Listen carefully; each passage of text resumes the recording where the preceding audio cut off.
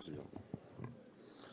Monsieur le Président, Madame la Ministre, Madame la Présidente de la Commission des Affaires sociales, Madame et Messieurs les rapporteurs, mes chers collègues, le groupe Modem et Apparentés apportera ses suffrages à ce texte qui pose les jalons d'un système de santé et d'accès aux soins, apportant des solutions aux problématiques actuelles et proposant des réponses aux défis de demain.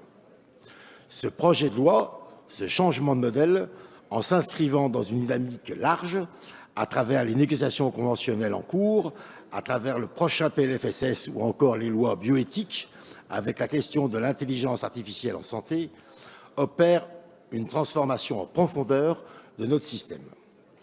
Il procède à une refondation attendue depuis longtemps des études médicales en supprimant un mode de sélection cruel, tout en améliorant la diversité des étudiants dans les études de santé par de nouvelles voies de formation.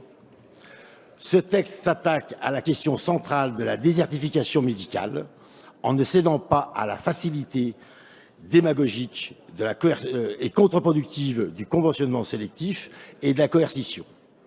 Au contraire, il décide de développer et de mieux structurer les collectifs de soins de proximité via les communautés professionnelles territoriales de santé et les projets territoriaux de santé.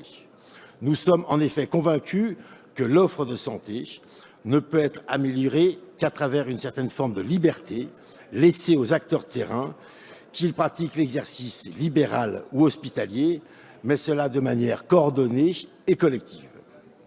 Repenser l'organisation du système de santé, c'est aussi repenser sa gouvernance. Cette gouvernance doit intégrer tous les acteurs, qu'ils soient professionnels de santé, élus locaux ou encore usagers du système de santé, ceci à l'heure où les Français aspirent à être autant des acteurs de leur santé que des usagers du système de soins. À ce titre, notre groupe a été entendu et s'est évertué à impliquer davantage les élus locaux et les usagers dans les différents processus décisionnels établis dans ce texte. Nous saluons l'indispensable mise en œuvre du décloisonnement entre la médecine de ville et l'hôpital, qui s'est construite au fur et à mesure de l'examen de ce texte. De plus, un amendement de notre groupe rend désormais possible pour les établissements de santé de recruter des professionnels paramédicaux comme les masseurs-kinésithérapeutes sous statut de fonctionnaires à temps plein non complet pour leur permettre de cumuler une activité libérale en ville avec une activité publique à l'hôpital où il manque cruellement. Ce projet de loi, enfin, ouvre une nouvelle perspective pour l'innovation et le numérique en santé.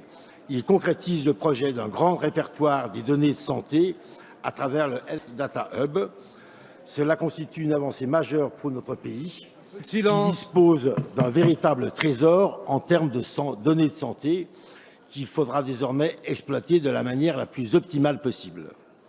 Nous nous félicitons de l'adoption d'un de nos amendements visant à prendre en compte les données de prévention. La prévention pouvait manquer dans le texte, mais au niveau des données, on pourra maintenant se servir des données de la médecine scolaire, de la médecine du travail ou encore de la PMI pour la nouvelle plateforme des données de santé.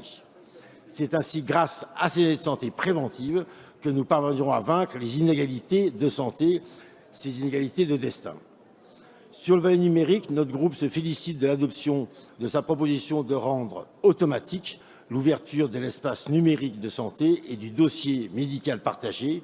Cela contribuera à la dynamique de déploiement du numérique en santé, tout en permettant d'œuvrer à une politique de prévention plus efficiente. Enfin, nous tenons à saluer, Madame la Ministre, l'investissement, l'écoute et la pédagogie dont vous avez fait preuve durant l'ensemble des débats. Plusieurs engagements importants ont été pris, notamment sur la question des ordonnances qui seront présentées devant la représentation nationale avant leur ratification. Nul doute que cela a contribué aux qualités des débats qui se sont déroulés la semaine dernière.